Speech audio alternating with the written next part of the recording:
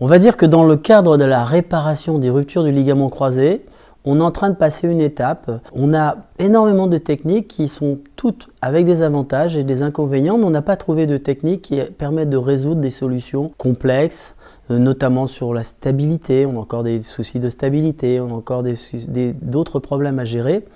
Et que revenir à cette technique intra-articulaire qui met le ligament dans une position anatomique, une position vraie, c'est une excellente idée. Le type de fixation est innovant pour la médecine vétérinaire et qui de toute façon va apporter une révolution dans les pathologies ligamentaires, dans les pathologies tendineuses, ça on le sait. Pourquoi? Parce que le marché n'a pas vraiment à l'heure actuelle développé, on est sur des techniques relativement encore anciennes et ça offre un renouveau ou un nouveau selon les méthodes. Je pense que c'est quelque chose qui va s'inscrire dans l'histoire de la réparation du ligament croisé parce que ça va suivre à la fois une évolution qui est dans l'ordre des choses et puis un besoin sur le terrain, un besoin professionnel qui fait qu'on a besoin d'avoir des méthodes qui offrent davantage par rapport à ce qu'on a. Dans toutes les évolutions de techniques chirurgicales, le plus difficile, c'est d'évaluer le résultat. Et on ne peut pas dire qu'une technique est meilleure qu'une autre.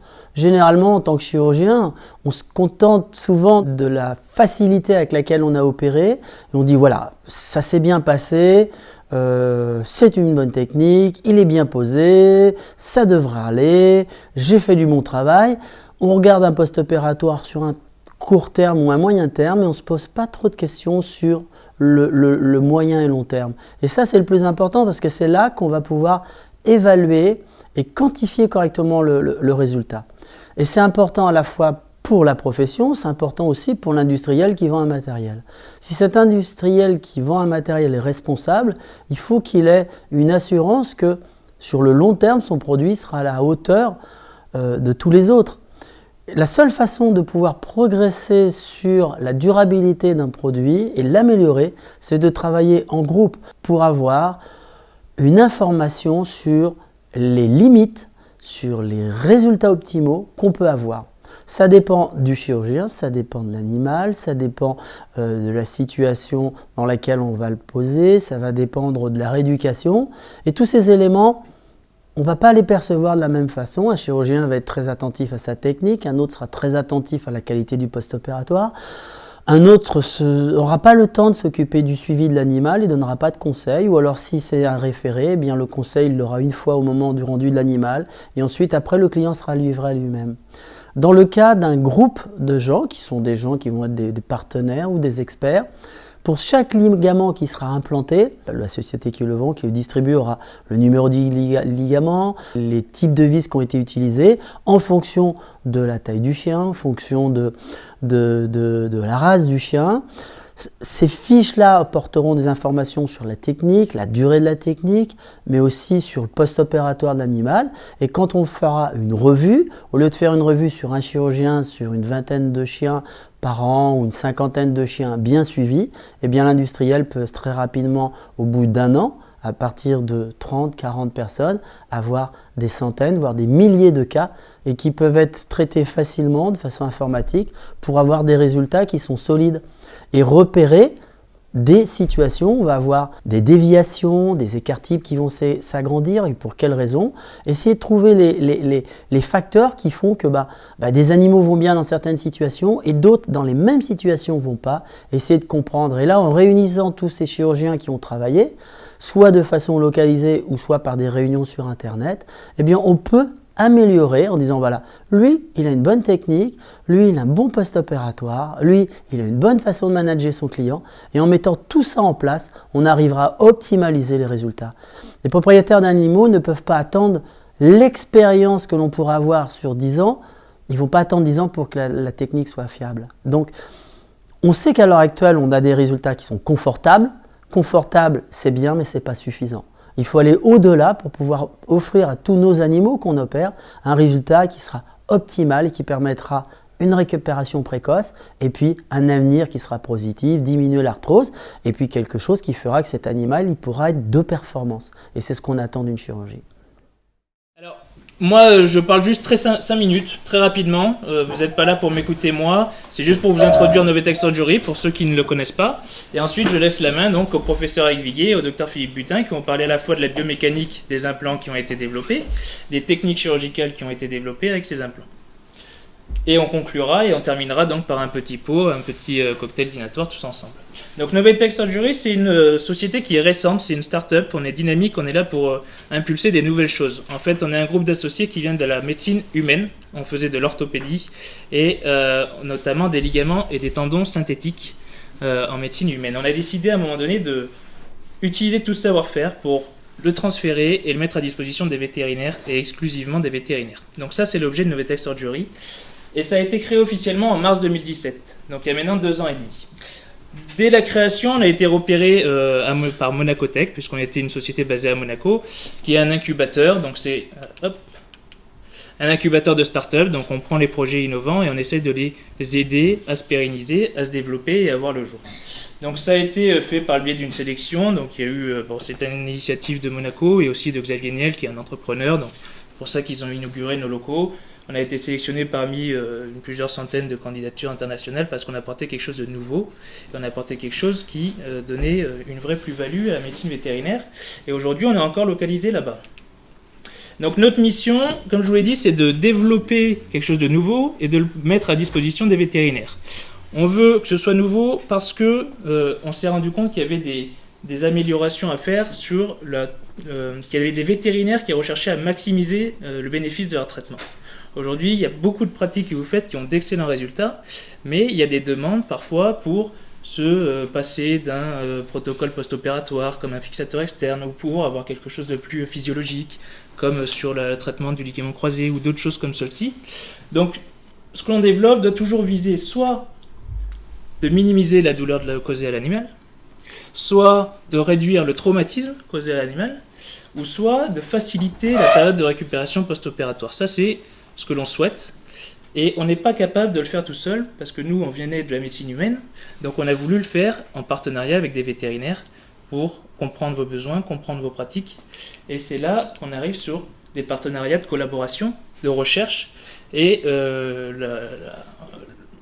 la conférence de ce soir donc, illustre très bien 2 partenariats qu'on a, avec l'école de VétaGrosSup et le professeur Eric Viguier, qui a travaillé avec nous sur la biomécanique, énormément des implants, et le docteur Philippe Butin qui a beaucoup travaillé sur la partie clinique et description de nouvelles techniques chirurgicales. Et enfin, on arrive à un moment où ce que l'on développe, il faut le mettre à votre disposition. Si vous ne savez pas où le trouver, ça ne peut pas marcher, il n'y a aucun intérêt. Donc on a créé un partenariat avec Alcyon en France pour ce soir, mais on a aussi quelque chose en cours sur Alcyon Belgique, Alcyon Italie.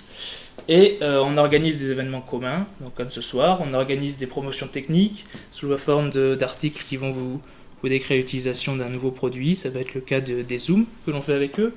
Et donc on a toute une distribution qui se fait par leur biais pour que vous puissiez avoir le matériel rapidement, sous 24 heures, etc. C'est tout pour moi, je pense que vous connaissez le contexte, et je laisse la parole au professeur Viguier.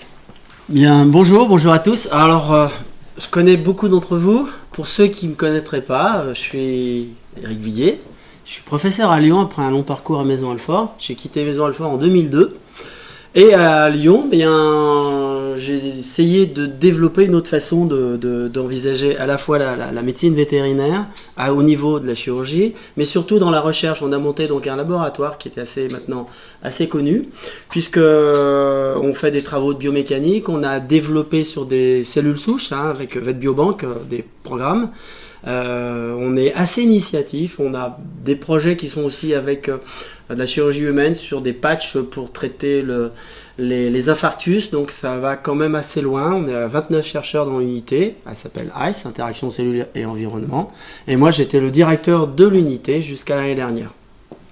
Alors dans cette unité, on a un établissement qui a une partie qui est dans l'école, avec sur cette plateforme de recherche, un gros centre de culture cellulaire, où on travaille avec une société qui fait des cellules souches, un groupe qui travaille en cancérologie, un groupe qui travaille sur la cryoconservation et la biomécanique, essentiellement la locomotion et puis l'analyse des structures.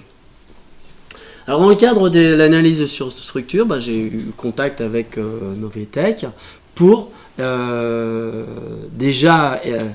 je m'intéressais à la chirurgie du ligament croisé. J'avais déjà travaillé sur ces techniques-là dans le cadre de la recherche sur des ligaments humains pour des sociétés. Avec des vis d'interférence particuliers. Alors vous allez me dire, on ne connaît pas trop les vis d'interférence, je vais vous faire découvrir ça. Ce sont des moyens pour fixer les ligaments, et c'était des sociétés qui sont des sociétés jeunes, naissantes de Lyon, et qui ont créé ces matériaux résorbables, que vous allez les retrouver plus tard dans le domaine vétérinaire pour faire de la reconstruction osseuse. Donc tout ça, ça se tient un peu. Aujourd'hui, ce soir, je vais vous parler tout simplement de la stabilisation par des ligaments intra-articulaires. Alors vous allez me dire, on en a fait dans le temps, on en a essayé plein. Bien sûr qu'on en a fait, mais c'était il y a 20 ans, et c'était autre chose.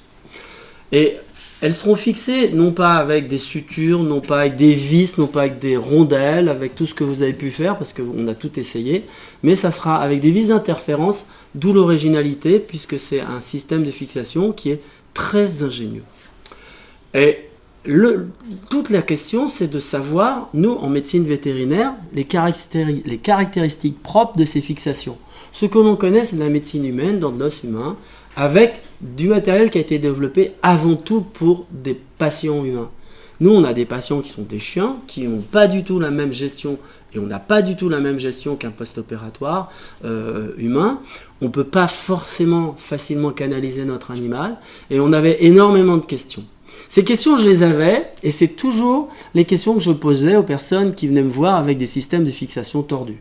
La preuve, c'est que quand j'ai eu à faire mes premières recherches pour mon DEA à l'époque, j'ai rencontré Benazé, qui est un chirurgien de la Pitié, qui m'a dit, je vais te donner un sujet, ça va être très simple, on va travailler sur le ligament croisé. Et puis il va falloir faire des fixations. Et là, il m'a dit, non, le problème, ça va être quand même des fixations. Le ligament était terrible, mais les fixations n'étaient pas terribles. Donc du coup, j'ai abandonné ce sujet-là, j'ai fait autre chose. C'est pour vous dire que c'est quelque chose qui quand même m'a toujours ému depuis longtemps. Donc là aujourd'hui, on va essayer de voir au travers de toutes les techniques, les avantages et les inconvénients des techniques que vous connaissez. Alors évidemment, ceux qui sont férus d'orthopédie, vous connaîtrez tout ce que je vais dire. En revanche, pour ceux qui ne connaissent pas, ça va permettre de voir à peu près où se situe ce que je vais vous présenter et qu'est-ce que ça peut apporter de plus, qu'est-ce que ça peut aussi faciliter et là aussi les moyens d'y parvenir. Et on aura forcément des questions et les études biomécaniques que je vais présenter au cours de cette présentation-là, ça sera des réponses, puisque maintenant on a les résultats, des réponses que certainement vous auriez posées au stand du laboratoire qui essaie de vous vendre ce produit que on connaît bien en médecine humaine, en médecine vétérinaire qu'on va faire découvrir. Donc je vais essayer de vous faire découvrir ça au travers de cette présentation. Alors je vais remercier tout de suite, ça va être fait parce qu'à la fin on n'a jamais le temps. Les gens qui ont travaillé avec moi, le premier c'était Quentin qui est assistant et qui n'est pas là ce soir, qui est assistant chez nous, c'est un ancien interne. Il a fait un master de biomécanique, c'était la première étude. Et dans la même année, Bastien est arrivé, Bastien est là, Bastien Gouin, qui a fait lui son master 1. Après, comme il se plaisait bien chez nous, il est resté une deuxième année, master 2 en bioingénierie et qui est vraiment très investi dans ce travail-là, mais pas que. Paul Raphaël, un étudiant de 5e année avec qui hier au soir on mettait encore des ligaments et des vis pour d'autres essais, puisqu'on a quand même pas mal d'essais en cours et que à chaque fois qu'on en finit un, ça donne d'autres questions et on continue dans le domaine. Philippe avec qui j'ai travaillé il y a déjà maintenant 7-8 ans, puisque c'était une ancienne histoire. On se connaît bien, il est dans la région lyonnaise, on a l'occasion souvent de se voir et puis tu travailles dans la région de Chambéry en tant que chirurgien itinérant. Thibaut Cacheron qui travaille aussi avec nous, qui est maître de conf chez nous, et puis qui est un féru d'orthopédie qui reprendra la suite des travaux avec Bastien. Et surtout la société Novotech Surgery qui soutient très bien cette recherche et avec qui on a trouvé une bonne vitesse de croisière parce que je pense que on travaille très vite. Il y a une forte réactivité. À chaque fois qu'on a une question, il faut une réponse. Et réciproquement, il faut avoir la réponse rapidement. Et je pense que là, on n'a pas trop de temps perdu et on a produit beaucoup depuis 1 an et demi, 2 ans qu'on a commencé ces travaux. J'arrive pas à m'y faire à ce truc. En introduction, les techniques de réparation du ligament croisé, vous savez qu'il y a deux grandes façons d'envisager la réparation, soit des techniques statiques. Quand on dit statique, c'est une stabilisation tout simplement qui va remplacer les effets du ligament. Vous pouvez le mettre les ligaments à l'intérieur de l'articulation, à l'extérieur de l'articulation, ça vous savez. Ou alors des techniques dynamiques par le biais d'osteotomie qui vont utiliser les masses musculaires pour compenser l'instabilité du genou. Ça aussi, alors, on va avoir différentes techniques. Je n'arrive pas à m'y faire à celui-ci. Les techniques de stabilisation extra-articulaire, c'est des techniques qui sont anciennes, elles ont été décrites dans les années 70. Généralement, on dit c'est vieux, ça tiendra pas, c'est plus à la mode. Malheureusement, c'est toujours à la mode parce que ça rend bien service sur les petits chiens, les chiens de petite taille. Mais on n'a pas fait mieux. On n'a pas fait mieux parce que c'est une technique qui n'a pas été jetée. Alors, elle a été développée, améliorée, transformée. Et surtout, les grosses transformations à l'heure actuelle, c'est pas de mettre le ligament, on peut le mettre comme ceci, mais ça, c'est une image qui traîne dans les bouquins. À partir des travaux d'Angélis 70, on a beaucoup amélioré, on a travaillé sur l'isométrie, la bonne position pour mettre les points de fixation. Maintenant, on les mettra plus là, on les mettra plutôt ici, on mettra plutôt ici, éventuellement là. Peut-être que là, on le fixera plus sur le sésamoïde, on peut mettre une encre, on peut mettre autre chose, on peut trouver des tunnels, on peut fixer avec des différents systèmes. Après, la technique de flow qui renforçait en partie médiale, on s'est rendu compte que dans certains cas, ça pouvait aller. Oui, quand il y avait des entorses plus graves, avec peut-être des lésions qui étaient en face interne. C'est vrai que les gens qui ont connu cette période-là dans les années 80, ils ont fait ça, puis très rapidement, ils sont venus à la bonne vieille technique, en réutilisant celle-ci, en ne faisant que ça sur les petits chiens, sur une rupture de ligament croisé. Vous savez tous, pour ceux qui en font, que c'est une bonne technique. Dans les années 80, il y a eu cette technique qui était une technique intra-articulaire qui utilisait une bandelette de fascia lata pour ceux qui ont appris ou qui ont travaillé avec des vétérinaires qui le faisaient. On prenait une petite bandelette de fascia lata d'1 cm, 1 cm 5 de large sur le bord du vaste latéral. On prenait un tiers de la rotule ou le bord latéral et un tiers du tibio-rotulien. Et avec ça, notre ligament, on le passait sous le ligament interméniscal, dans l'articulation, on le refixait derrière. Le point faible, c'était encore la fixation du ligament. Je ne vous cache pas que ça, à l'heure actuelle, il y a des chirurgiens qui donnent Hulse, par exemple, qui est vraiment une référence en biomécanique, en chirurgie, que j'ai rencontré il n'y a pas si longtemps que ça, fait ses TPLO, mais aussi fait ses ostéotomies de genoux, en intégrant en plus cette bandelette de fascia lata. Parce que ça lui permet de reconstituer un ligament et de supprimer le tiroir qui reste quand même sur une TPLO ou qui reste... Et on voit le ligament qui se recolonise. Donc, j'ose imaginer, et je pense que d'ici 1 an ou 2, on aura des genoux qui seront reconstruits avec des ligaments intra-articulaires, soit naturels, soit intra-articulaires, en plus de l'ostéotomie.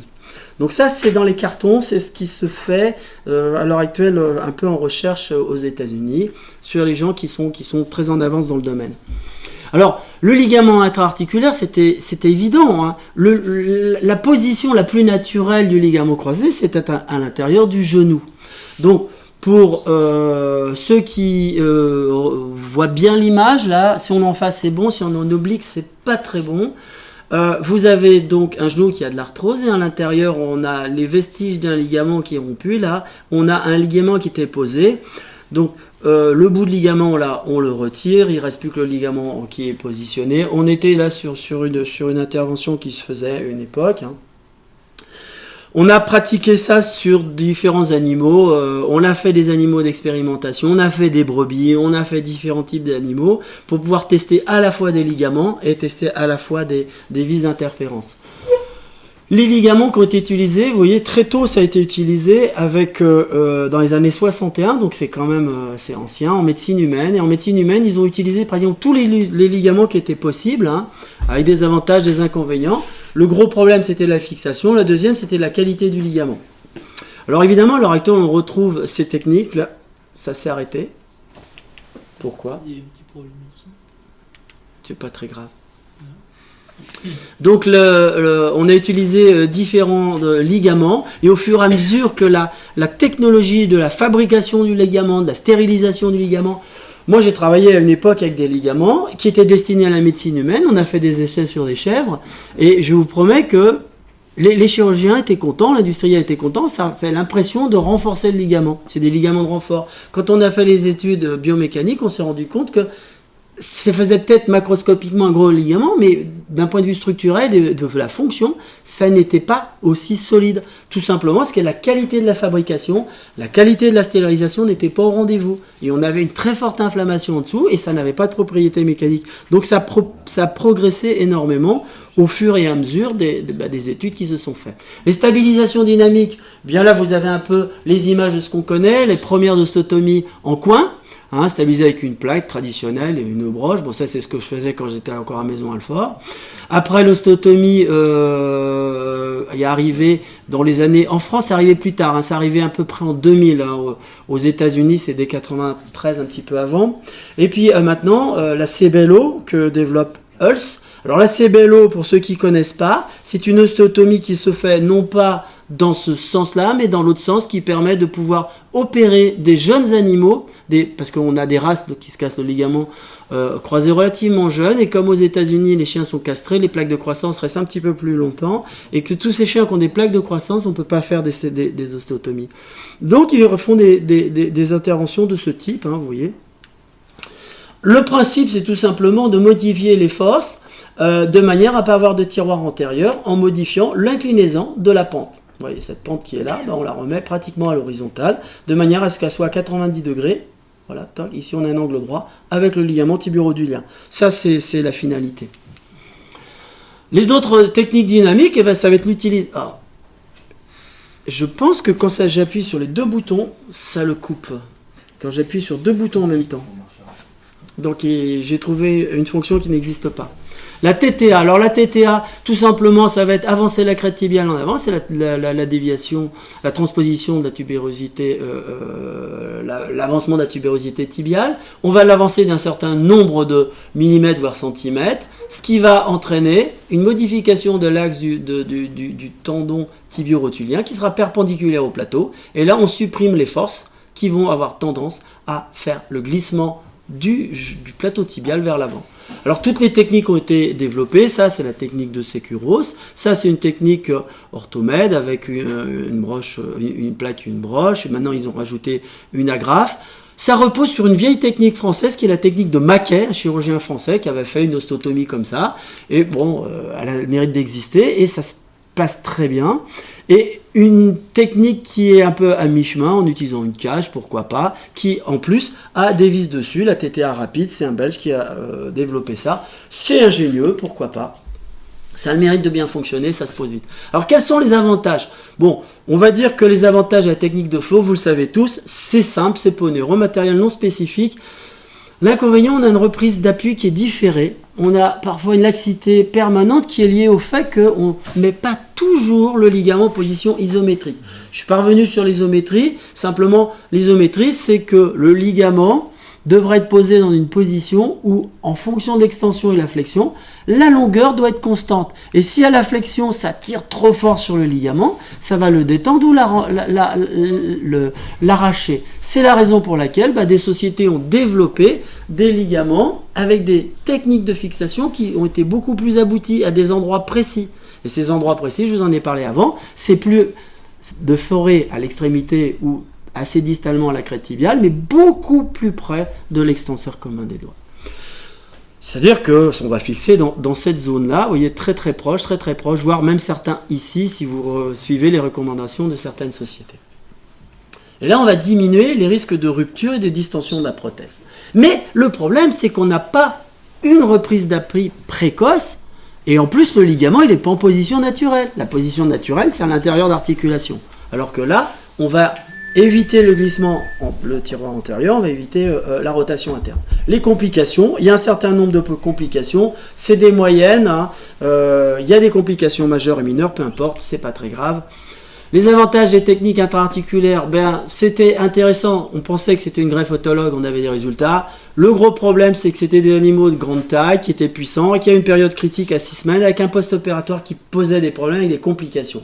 La distension de la prothèse, vous voyez, à 6 mois, 45% des animaux présentaient une boiterie, avec une prothèse qui s'était allongée. Pourquoi? C'est du fascia lata, ça n'a pas forcément une endothélialisation correcte, une restructuration du collagène correct, et si elle s'est détendue à 6 semaines, eh bien, elle va entraîner une instabilité qu'un ligament artificiel ne fera pas. Donc, la technique intra- et extra-articulaire a été développée par une autre société, le tie rope. Là, vous avez un tie rope qui est en position extra-articulaire, mais on peut très bien le passer en intra-articulaire en forant un tunnel ici, et en reprenant une position qui va être de l'extérieur vers l'intérieur, et dans ce cas-là, il passe à l'intérieur. Ça existe aussi. La morbidité est relativement faible. On peut facilement se mettre en isométrie. La prothèse est solide. Quand je dis solide, 850 Newton, c'est solide. Mais avec le ligament que vous avez, vous mettez encore un zéro et c'est à peu près la puissance que ça a. On peut mettre ça sur des animaux lourds. La prothèse, l'inconvénient, c'est une prothèse commerciale qui vient qui a un certain coût dans l'ensemble, et que quand on voit le matériel par rapport au coût, parfois on se pose un peu des questions. Les gens qui l'ont utilisé, ils l'utilisent, et maintenant on a un petit retour en arrière, on a l'impression qu'il y a un retour en arrière. On l'utilisera peut-être sur d'autres indications. Les complications, ça tourne autour de 20%, et c'est un peu comme les autres. 0,2 de catastrophique. Bien souvent, ce sont des infections, ou alors dans les tunnels, ça lâche, ça casse, etc. Les nœuds s'en vont. Il faut les reprendre. On peut avoir, vous voyez, les stabilisations de l'implant, c'est des choses connues, les infections. C'est un peu comme les autres. Après, on tourne à peu près toujours dans les mêmes complications. La TPLO, on a une reprise d'appui rapide. C'est pour ça qu'il y a eu un succès. Parce que le client, qu'est-ce qu'il veut? C'est que son chien il pose rapidement le pied. Donc je pense que ça, c'est le gros avantage des interventions qui vont offrir un appui précoce. Et là, avec l'utilisation des ligaments artificiels et des vis d'interférence, on a un appui dès le lendemain, à l'identique de ce qu'on peut obtenir avec la TPLO. On peut corriger des déviations oculaires, mais c'est hyper technique. Il faut avoir déjà un gros niveau d'orthopédie. Des pentes tibiales, on peut les faire, mais je ne vous cache pas que la CBLO peut peut-être faire mieux de ce côté-là. C'est pour ça que ça a évolué, la TPLO est passée maintenant à la CBLO. Les plaques ont beaucoup aussi évolué. Les premières plaques de TPLO, elles n'étaient pas très fonctionnelles. Bon, un matériel spécifique, des complications, il peut y en avoir beaucoup. Ça dépend du chirurgien, c'est un problème d'orthopédiste. La TTA, c'est une technique relativement simple qui a à peu près les mêmes problèmes, les risques de débricolage. Je dirais que sur l'étude qu'on a fait, nous, en comparant les deux, la reprise est plus précoce, l'intervention dure moins longtemps, mais on a peut-être un petit peu plus de lésions méniscales parce que les techniques de mesure sous-estiment les valeurs. Donc là encore, il y a énormément de travaux à faire. On a beaucoup travaillé dessus. Où on en est chez la recherche chez l'homme? Grosso modo, on a utilisé des fascia lata, on en utilise encore, mais c'est plus pour des stabilisations externes de renfort. Dans les années 70-90, c'est là que les chirurgiens humains sont intéressés aux ligaments. Ils ont tout essayé. De la fibre de carbone, du Gore-Tex, du polypropylène, du Dacron, etc. Jusqu'au ligament LAS, qui est un ligament de type équivalent à ce que vous verrez, qui est utilisé chez l'homme. Et on verra dans quelles conditions. C'est utilisé, là c'est les valeurs en 2018, c'est reconnu par le ministère, et on va l'utiliser dans certaines situations quand on ne peut pas faire ou ne peut plus faire les techniques connues. Les techniques connues en médecine humaine. À l'heure actuelle, on va tourner autour de deux grandes idées.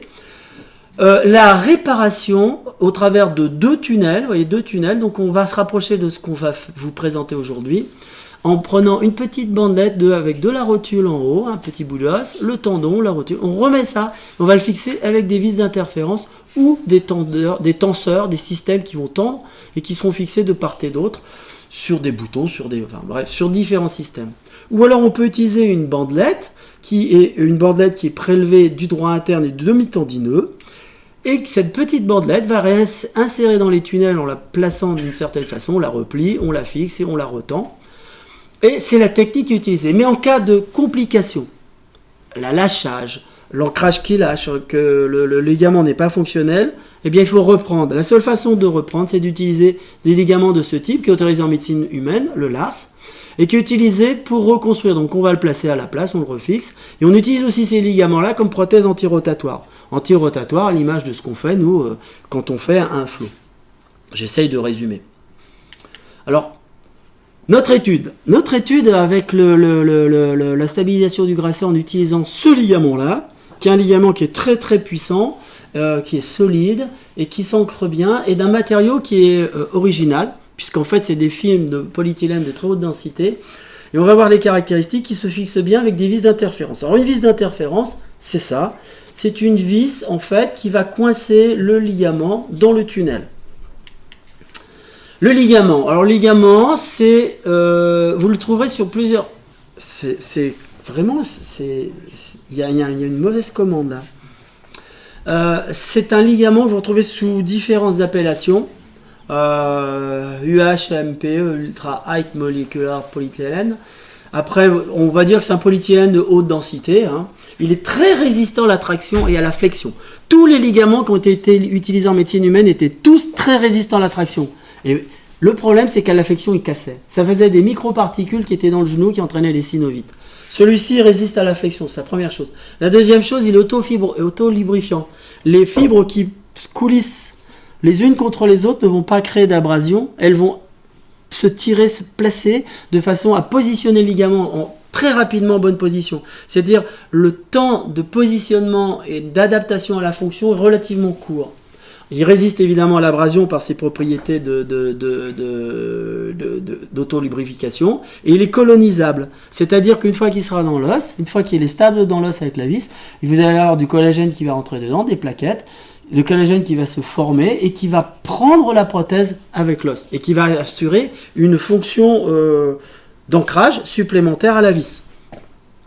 Alors, la résistance du ligament, vous voyez, dans les valeurs qu'on travaille, nous on a un chien quand il appuie au maximum à 600 newtons, c'est le maximum, donc on a 3% d'allongement. C'est ridicule, c'est très faible. C'est-à-dire que si je calcule moi un chien au pas, par exemple, j'aurais 0,15 mm sur un certain type de montage, par exemple sur un montage court, ici j'ai 0,15, sur un montage long, comme ça je vais me retrouver à 0,3 mm. Sur un chien au galop, ça va faire 0,3 mm, et au pire sur un montage long, comme ici, on va avoir 1,25 mm, sachant que c'est très peu, c'est très très peu. Alors cette technique, en fait, c'est pas une nouvelle technique, puisqu'il y a plein de gens qui ont essayé d'y penser, simplement. Le problème, c'était d'avoir le bon matériel. Les questions qu'on avait, puisque moi j'ai commencé à en faire dans les années 2013, c'était combien faut-il de vis de fixation? Alors c'était ma réponse. J'ai vu de tout. J'en ai vu à 2, j'en ai vu à 4, j'en ai vu évidemment des ligaments lâchés, des ligaments sur lesquels on avait des instabilités. Et je vous cache pas que moi, 2, dans certaines conditions, avec l'expérience que j'ai vue sur les moutons avec d'autres types de vis d'interférence, avec d'autres ligaments, j'avais bien vu que les essais mécaniques faisaient que dans le tibia, comme chez l'homme, l'ancrage n'était pas optimal. L'effet de la réinsertion, on est des vétérinaires, on a tous loupé une vis. Qu'est-ce qu'on fait quand on loupe une vis? Peut-on en remettre une deuxième? Il vaut mieux le savoir, parce que sinon votre chirurgie, vous ne pourrez pas la finir. Là aussi, on s'est posé la question. Quel était l'effet des cycles? C'est-à-dire, au bout de combien de temps le système il allait se débricoler quand on est en post-opératoire immédiat? Il n'y a pas de cicatrisation, il ne va pas y avoir les fibres qui vont être colonisées par du tissu cicatriciel. Donc à combien de temps ça va tenir? Est-ce que ça va tenir suffisamment pendant le post-opératoire? C'était ça qui était important. Donc le premier travail qu'on a fait, c'était de tester le ligament. Les hypothèses qu'on s'était données, c'était d'avoir une résistance à la rupture de la prothèse qui était fixée avec des vis d'interférence qui doit être au moins identique ou proche de la valeur du ligament croisé natif.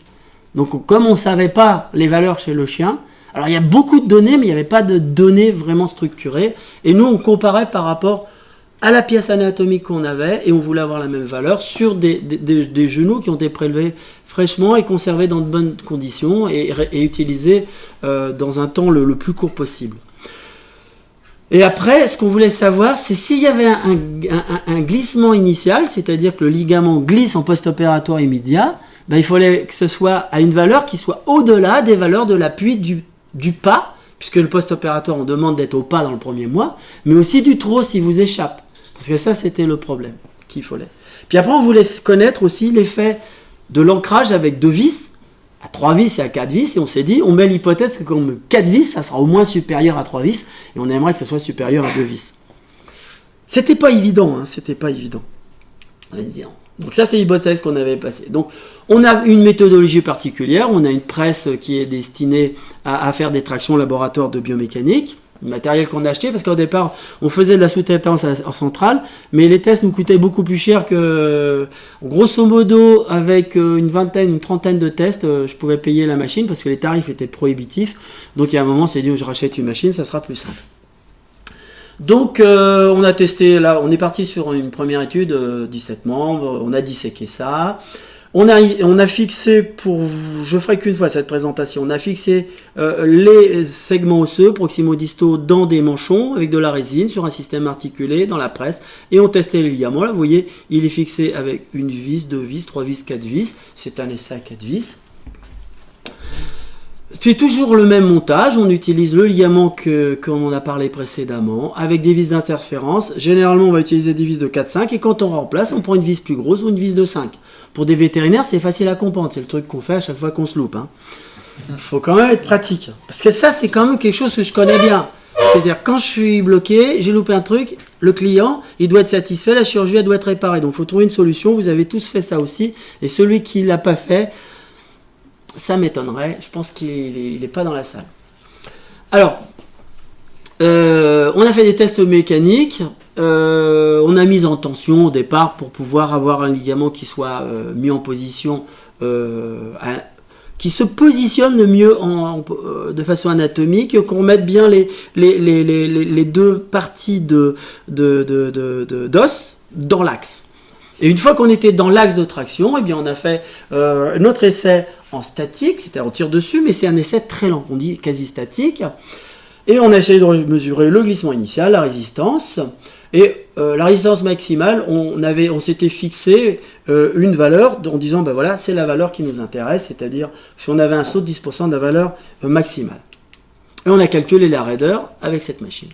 Alors globalement, les valeurs, c'est simple, si on s'intéresse aux valeurs, à 2 vis, on a à peu près une rupture qui est à peu près aux alentours de 330, 466, 690, avec un écart type qui est de 115, et là c'est le ligament naturel. Donc on a une valeur qui s'approche, et là on n'a pas vraiment de différence significative entre les deux, même si cette valeur est inférieure, là on a des grosses variations, on s'approche, c'est vraiment une valeur qui est très importante, et vous verrez entre le pas, le trot et le galop, on est très au-dessus.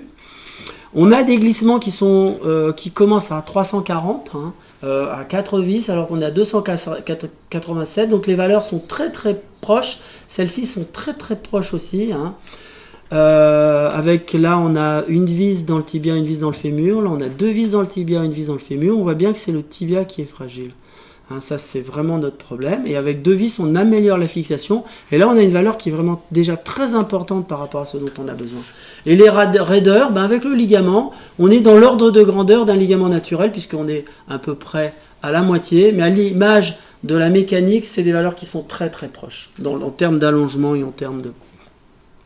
Alors, si on compare ça par rapport à ce qui nous intéressait, c'est-à-dire la valeur du trot. La valeur du trot, c'est ça. La valeur du pas, c'est ça. La valeur du trot, c'est ça. La valeur du galop, c'est ça. Donc là, on est avec 2 vis. On est déjà supérieur aux 2. À 3 vis, on a un écart type qui est important. La valeur moyenne, elle est là. Donc là, il y a certainement une vis qui n'a peut-être pas été optimalisée.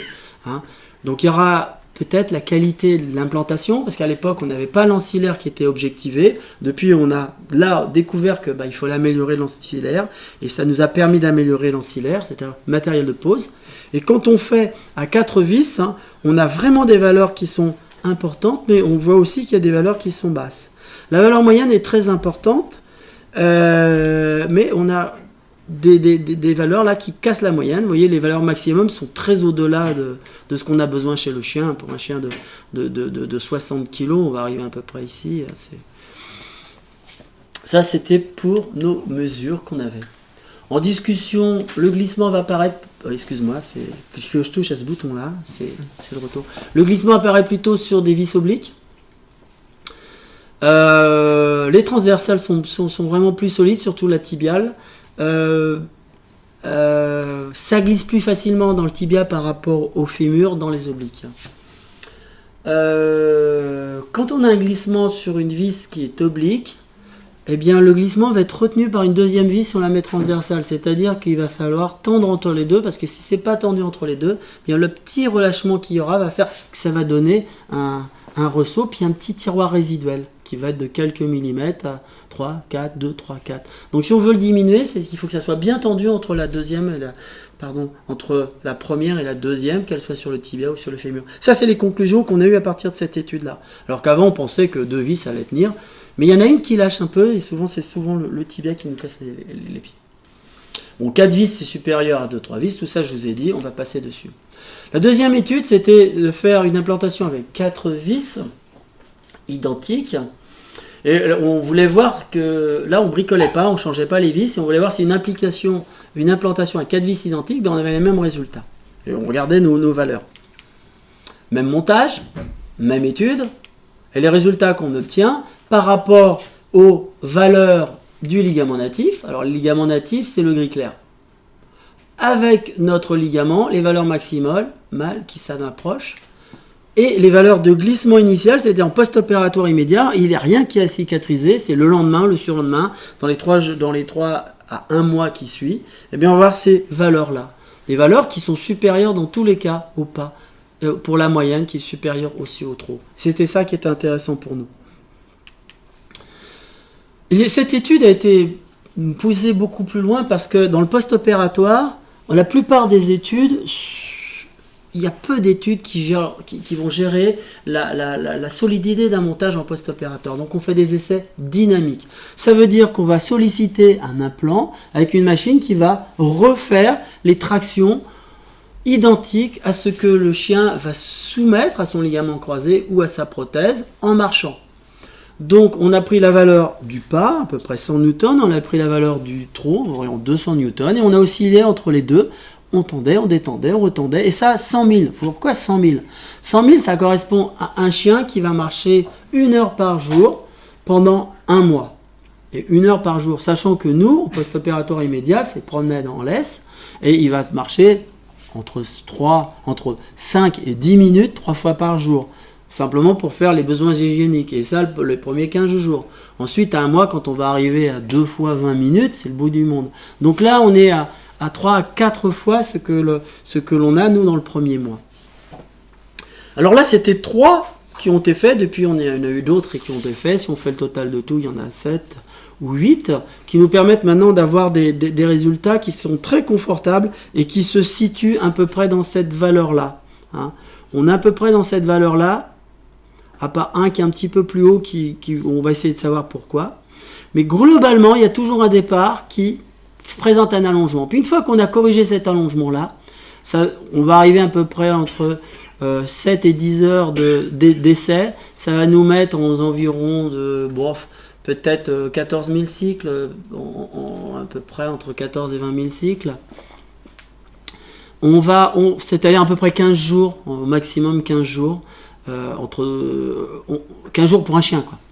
On va avoir après un comportement où il n'y a pratiquement plus des déplacements. Là, vous voyez 0,7 mm de glissement, hein, vraiment très peu, c'est vraiment très très peu. Hein. C'est entre cette partie-là ici, une fois qu'il s'est calé, et cette partie-là qui s'est calée ici, on n'a presque pas non plus. Hein. Là, on a 0, là ici sur celle-ci, on a 0,9. Hein. Et là, on a celui-ci qui nous échappe à la 37e heure. Alors ça nous a surpris, on n'a pas compris. Hein. Alors il y a une radio qui a été faite et en fait on s'est rendu compte que c'est un chien qui était un chien en croissance. Et il y avait une vis qui était près d'une plaque de croissance. Et là on s'est dit, il ne faut pas de vis oblique sur un chien qui est jeune. Donc on a appris des choses à partir de ces techniques-là. Alors, en statique, vous avez vu, c'est très homogène. Les résultats sont à peu près identiques à ce qu'on avait en mettant des vis de calibre différents, voire légèrement supérieurs. Et pour ce qui est en dynamique, en dynamique, il y a des... Bon, le comportement est homogène. Il y a des différences. Alors, les différences peuvent être liés, les glissements peuvent être liés à un déplacement des ligaments dans les forages. Ça, c'est la qualité de la pose, la qualité de la mise en place de la vis. Est-ce qu'on a bien respecté le tunnel? Est-ce qu'elle a été bien guidée? Là encore, c'est l'ancillaire. Et les outils, on a amélioré le tournevis pour garder l'axe. Parce que si vous avez un tournevis qui n'est pas adapté, vous travaillez dans un cône, vous n'allez pas bien implanter. La forme de la vis, elle est améliorée. Il y a beaucoup de choses qui sont aussi faites. Une déformation, puisqu'en fait, en fonction des implantations, on peut avoir le ligament qui, là, ici, il n'est pas tenu dans cette partie-là. Peut-être qu'en tirant, il va abraser, abîmer ou écraser l'os. Par exemple, il y a des valeurs qui sont considérables, et c'est des choses, tant qu'on n'a pas la cicatrisation dans cette zone-là, eh bien, ça peut ovaliser l'os, ça peut abîmer l'os sous-chondral. Sur un chien jeune, ça peut, là aussi, plus ou moins l'indenter. Là, on s'est dit... il vaut mieux pas faire sur un animal jeune, puisque là, dans ce cas-là, on a eu le glissement. Vous voyez, la vis, elle est vraiment sur la plaque de croissance. Donc, si vous mettez le ligament ici, il n'est pas tenu dans un os solide, puisque là, c'est un os qui n'est pas terrible. Et 100 000 cycles, c'est énorme. Hein. Ça correspond au déplacement d'un chien pendant 1 heure tous les jours. Et ça, sur une durée d'1 mois. La conclusion, vous l'avez, hein. La force maximale de la fixation est quasiment identique à celle d'un ligament croisé sain, de point de vue statistique, mais on va encore peaufiner ça puisqu'on va améliorer la pose et le matériel de fixation. La valeur du glissement initial est supérieure à la valeur de l'appui, hein, à la marche et au trot. La prothèse fixée avec 4 vis est suffisamment solide avec la façon dont on le pose là. On va améliorer encore pour faire des techniques d'introduction de la prothèse en intra-articulaire. On améliore en intra-articulaire, donc sous arthroscopie, on améliore la qualité de la fixation parce que l'os est bien plus dense en intra-articulaire qu'en extra-articulaire. Mais ça sera plus tard. Pour le moment, les techniques de pose en intra-articulaire sont difficiles. Il faut déjà bien maîtriser l'arthroscopie. Là, on est sur une technique conventionnelle qui se fait en routine. Et puis évidemment, on n'a pas fait les mesures sur des animaux qui auraient eu un ligament qui a été installé depuis déjà plusieurs mois et dans lequel on aurait une fibrose. Auquel cas, il aurait une tenue qui serait plus importante. Peut-on remettre une autre vis? Oui, évidemment. On l'a montré, on l'a prouvé, c'est largement aussi solide. Donc là, on avait fait une thèse avec une technique un peu identique, un ligament différent. On avait fait 15 chiens. Moi, j'en avais fait 3 à l'école vétérinaire et pour des raisons liées à l'établissement, on n'avait pas pu continuer. Ça a été continué dans notre clinique. La reprise est vraiment précoce. Et ça, c'est tous les gens qui en ont fait. La reprise est précoce, que ce soit Philippe, que ce soit des collègues qui sont installés à l'étranger. Ils ont adapté cette technique pour cette raison-là. Le confort post-opératoire, c'est peu traumatisant, c'est peu agressif. Hein. Il n'y a pas d'ostotomie, une très bonne tolérance. Un excellent appui à 4 semaines sur les animaux que nous, on avait fait. Vous allez le voir parce que j'ai fait une analyse de plateau de marche. 2 chiens sur 15 avaient une laxité articulaire. Un chien de 81 kg, hein, mais lui, il n'avait pas de laxité articulaire. Une étude fonctionnelle qui est favorable, donc j'ai fait passer ce chien sur le tapis de marche que j'ai développé, que nous avons à Lyon. Sur cet essai-là, je testais une plateforme que j'essayais de pouvoir adapter au marché vétérinaire, qui est petite. C'est une plateforme de podologie. Simplement, le calcul mathématique est encore un peu compliqué pour les vétos. L'autre, on a réussi à faire quelque chose de simple. Mais le prix est prohibitif, c'est 40 000 €. Hein. Donc, la récupération fonctionnelle, vous voyez, le pré-op, hein, on en est là. Le chien est à 85, ça c'est avant l'opération. Le lendemain, c'est un tout petit peu plus mauvais sur ce chien-là. 15 jours, on vient au même niveau. Et puis à 30 jours, on est presque 93%. Là, on a 95% à J60 si on compare à l'autre patte. Sur ce chien-là, au préopératoire à 85, à J+1, il s'améliore. J15, on arrive à 95. À J60, c'est parfait. Là, on a un post-opératoire, J+1, qui est à peu près, il ne posait pas le pied. Et vous voyez, à 15 jours, il pose le pied à une valeur pratiquement normale. Et là, pratiquement normale. Vous voyez, vraiment, la récupération est précoce.